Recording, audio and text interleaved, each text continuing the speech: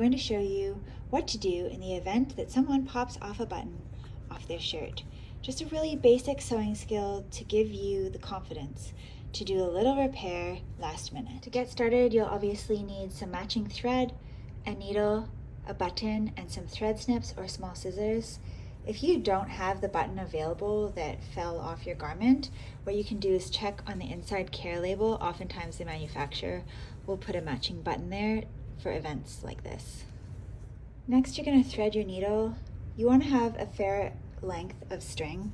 I would say 24 inches, doubled in half, because you want this to be quite strong. So you don't just want one strand going through.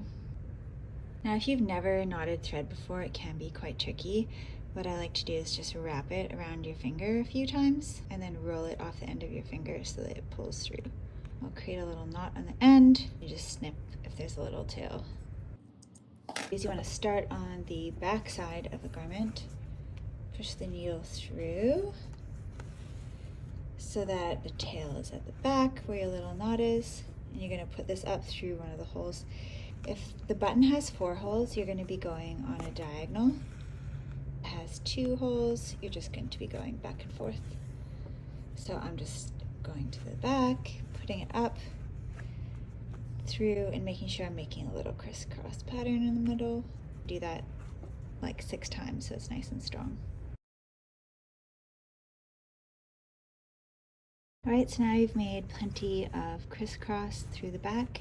I'm going to show you how to finish it off. Put a tiny little thread through. Take a loop, put the needle through the loop, and tighten it. And you can do this several times and push it through and snip it on the other side just to give a little bit of lead.